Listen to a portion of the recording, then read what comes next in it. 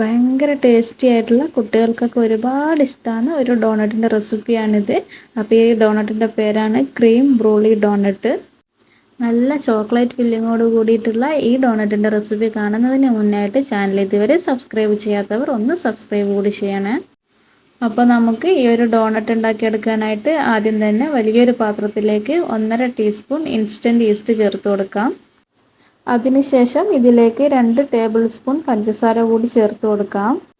അടുത്തതായിട്ട് ഇതിലേക്ക് ആവശ്യത്തിന് ഉപ്പ് കൂടി ചേർത്ത് കൊടുത്ത ശേഷം നമുക്ക് 1/2 കപ്പ് പാല് ചേർത്ത് കൊടുക്കാം. റൂം ടെമ്പറേച്ചറിലുള്ള പാലാണ് ചേർത്ത് കൊടുക്കുന്നത്. ഇതിലേക്ക് ഒരു മുട്ട പൊട്ടിച്ച് വെച്ചത് കൂടി ചേർത്ത് കൊടുത്ത ശേഷം 2 ടേബിൾ സ്പൂൺ സൺഫ്ലവർ ഓയിൽ കൂടി നമുക്ക് ചേർത്ത് കൊടുക്കാം. ഇനി നമുക്ക് ഇതിലേക്ക് 2 കപ്പ് മൈദ കൂടി ചേർത്ത് കൊടുക്കാം. മൈദ ചേർത്ത് കൊടുത്ത ശേഷം ഒരു വിസ്കോ അല്ലെങ്കിൽ സ്പൂണോ കൊണ്ട് നമുക്കിതൊന്ന് നല്ലപോലെ ഒന്ന് മിക്സ് ചെയ്തെടുക്കാം. അതിനുശേഷം കൈ ഉപയോഗിച്ചിട്ട് നല്ലപോലെ ഒന്ന് കുഴച്ചെടുക്കാം. ഇപ്പോൾ നമ്മൾ ഇത് നല്ലപോലെ കുഴച്ചെടുത്തിട്ടുണ്ട്. ഇനി നമുക്കിത് ഒരു 1.5 മണിക്കൂർ റെസ്റ്റ് ചെയ്യാൻ വേണ്ടി മാറ്റി വെക്കാം. ഇപ്പോൾ ഇത് കാണുമ്പോൾ കുറച്ച് സ്റ്റിക്കി ആയിട്ട് ലൂസായതുപോലെ തോന്നും. പക്ഷേ ഒരു 1.5 മണിക്കൂർ കഴിഞ്ഞ ശേഷം നമ്മളിത് കുറച്ചുകൂടി മൈദപ്പൊടിയെല്ലാം ഇട്ടിട്ട് നമ്മളൊന്നുകൂടി ഇത് കുഴച്ചെടുക്കും. അപ്പോൾ നമുക്കിത് വേണ്ട രീതിയിൽ തന്നെ ഇതായി കിട്ടും. അപ്പോൾ നമ്മുടെ മാവ് 1.5 മണിക്കൂർ റെസ്റ്റ് ചെയ്യാൻ വേണ്ടിയിട്ട് അവിടെ മാറ്റി വെക്കാം. അപ്പോൾ ആ സമയം നമുക്ക് ഇതിലേക്ക് വേണ്ട ഫില്ലിംഗ് ഉണ്ടാക്കിയെടുക്കാം. അതിനായിട്ട് ഒരു 50 ഗ്രാം ബട്ടർ ഞാനൊരു ബൗളിലേക്ക് ചേർത്ത് കൊടുക്കുന്നുണ്ട്.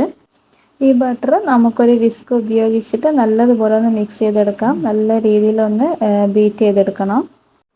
അപ്പോൾ ഇതുപോലെ ഒന്ന് സ്മൂത്താക്കി എടുത്ത ശേഷം നമുക്കിതിലേക്ക് 1/4 കപ്പ് പൊടിച്ച പഞ്ചസാര ചേർത്ത് കൊടുക്കാം. അതിനുശേഷം 1-2 ടേബിൾ സ്പൂൺ കൊക്കോ പൗഡർ ചേർത്ത് കൊടുക്കാം. ചോക്ലേറ്റിൻ്റെ ഫ്ലേവർ കൂടുതൽ ഇഷ്ടമുള്ളവർക്ക് 2 ടേബിൾ സ്പൂൺ ചേർത്ത് കൊടുക്കാം. ലൈറ്റായിട്ട് മതിയെങ്കിൽ 1 ടേബിൾ സ്പൂൺ ചേർത്ത് കൊടുത്ത ശേഷം നമുക്ക് നല്ലതുപോലെ ഒന്ന് ബീറ്റ് ചെയ്ത് മിക്സാക്കി എടുക്കാം. ഇപ്പോൾ നല്ല പെർഫെക്റ്റ് ആയിട്ട് നമ്മുടെ ക്രീം ആയി വന്നിട്ടുണ്ട്. അപ്പോൾ നമുക്കിതവിടെ മാറ്റി വെക്കാം.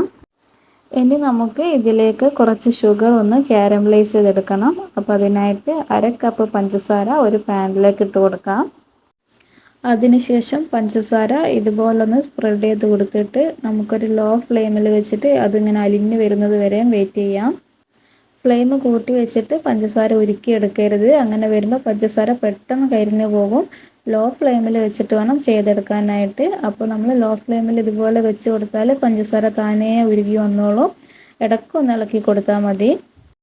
അപ്പോൾ ഏകദേശം ഒരു 3-4 മിനിറ്റ് ഇതുപോലെ വെച്ച ശേഷം നമുക്കിതൊന്ന് ഇളക്കിയിട്ട് കൊടുക്കാം. ഇപ്പോൾ അടിയിലെല്ലാം കുറച്ച് കുറച്ചായിട്ട് ഉരുകി വന്നിട്ടുണ്ട് അടിയിലെ പഞ്ചസാര. അപ്പോൾ നമുക്കിതൊന്ന് ജസ്റ്റ് ഒന്ന് ഇളക്കിയിട്ട് കൊടുത്തിട്ട് ബാക്കിയുള്ളത് കൂടി ഒന്ന് ഉരുക്കിയെടുക്കാം. ഇതുപോലെ ഒരു 2-3 മിനിറ്റ് കൂടുമ്പോൾ ഇടയ്ക്കിടയ്ക്കൊന്ന് ഇളക്കിയിട്ട് കൊടുത്തിട്ട് ഉരുക്കിയെടുത്താൽ മതി. ഇപ്പോൾ ഏകദേശം കുറച്ചൊക്കെ ഉരുകി വന്നിട്ടുണ്ട്. എന്നാലും കുറച്ചുകൂടി ഉരുകി വരാനുണ്ട്.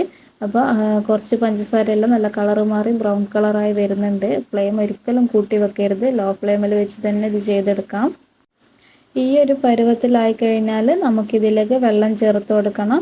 അപ്പോൾ തിളച്ച വെള്ളമാണ് ചേർത്ത് കൊടുക്കേണ്ടത്. ഒരു 1/4 കപ്പ് ചേർത്ത് കൊടുക്കുന്നുണ്ട്. അപ്പോൾ ഇതിലേക്ക് ആദ്യം കുറച്ച് ഒഴിച്ച് കൊടുക്കുക. ആ ഒഴിച്ച് കൊടുക്കുന്ന അതേ സ്പോട്ടിൽ തന്നെ നമ്മളിത് ഇളക്കിക്കൊണ്ടേ ഇരിക്കണം.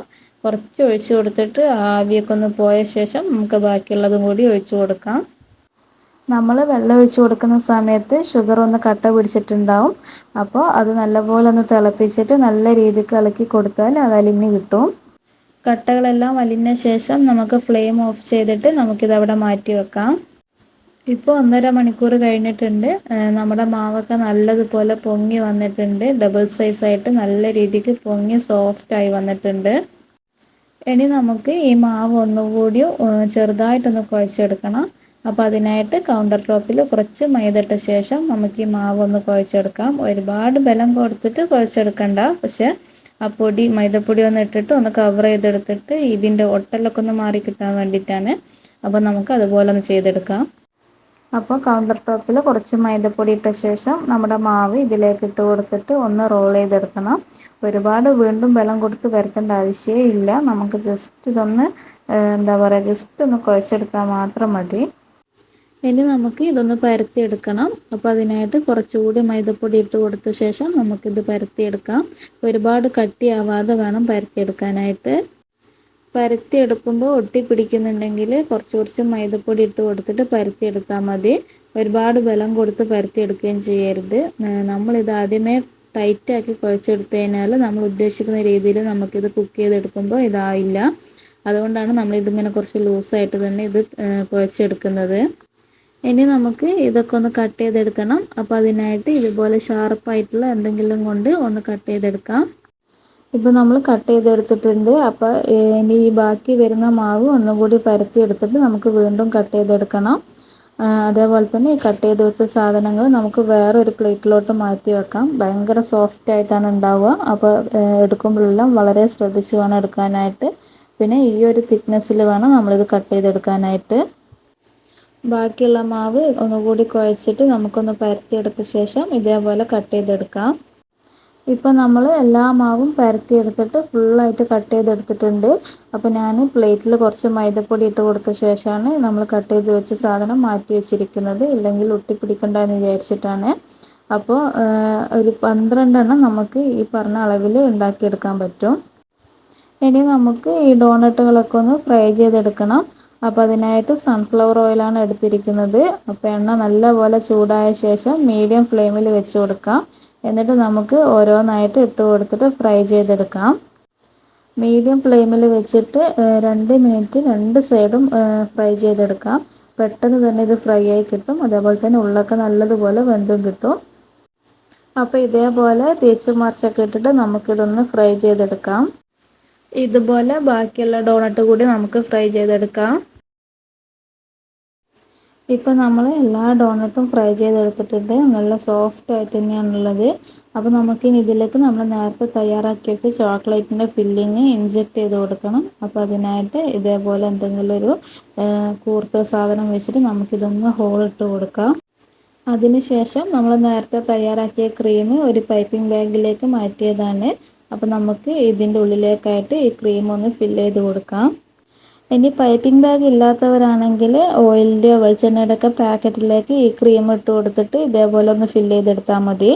ഇനി നമുക്ക് നമ്മൾ നേരത്തെ ഉണ്ടാക്കി മാറ്റി വെച്ച കാരമൽ സോസിലേക്ക് ഈ ഡോണട്ട് ഒന്ന് ഡിപ്പ് ചെയ്ത് കൊടുക്കണം. അപ്പോൾ നമ്മുടെ ഈ കാരമൽ സോസ് ഒരു ലൈറ്റ് ചൂടുണ്ടായിരിക്കണം. അല്ലെങ്കിൽ ഇത് ഭയങ്കര തിക്കായിട്ടുണ്ടാവും. നമുക്ക് ഡിപ്പ് ചെയ്തെടുക്കുമ്പോൾ ഇത് റെഡി ആയിട്ട് വരില്ല. അപ്പോൾ കുറച്ച് ചൂടായി കഴിഞ്ഞ് കഴിഞ്ഞാൽ ഇത് കുറച്ച് ലൂസായിട്ടുണ്ടാവും. അപ്പോൾ ഡിപ്പ് ചെയ്തെടുത്താൽ നല്ല വൃത്തിക്ക് കിട്ടും. ഇനി നമുക്ക് എല്ലാ ഡോണട്ടും ഇതേപോലെ ഫില്ല് ചെയ്തെടുത്തിട്ട് കാരമൽ സോസിൽ ഡിപ്പ് ചെയ്തെടുത്ത ശേഷം ഒരു പ്ലേറ്റിലേക്ക് വെച്ച് കൊടുക്കാം. അപ്പോൾ ഭയങ്കര ടേസ്റ്റി ആയിട്ടുള്ള നല്ല സോഫ്റ്റ് ആയിട്ടുള്ള ഡോണട്ടാണിത്. അപ്പോൾ എല്ലാവരും ഇതൊന്ന് ട്രൈ ചെയ്ത് നോക്കുക. അതേപോലെ തന്നെ കുട്ടികൾക്കൊക്കെ ഒരുപാട് ഇഷ്ടമാകും. അപ്പോൾ എല്ലാവരും ഇതൊന്ന് ട്രൈ ചെയ്ത് നോക്കിയിട്ട് വീഡിയോ ഇഷ്ടമായാൽ ഒന്ന് ലൈക്ക് ചെയ്യുക, ഷെയർ ചെയ്യുക. അതേപോലെ തന്നെ ചാനലൊന്ന് സബ്സ്ക്രൈബ് കൂടി ചെയ്യണേ.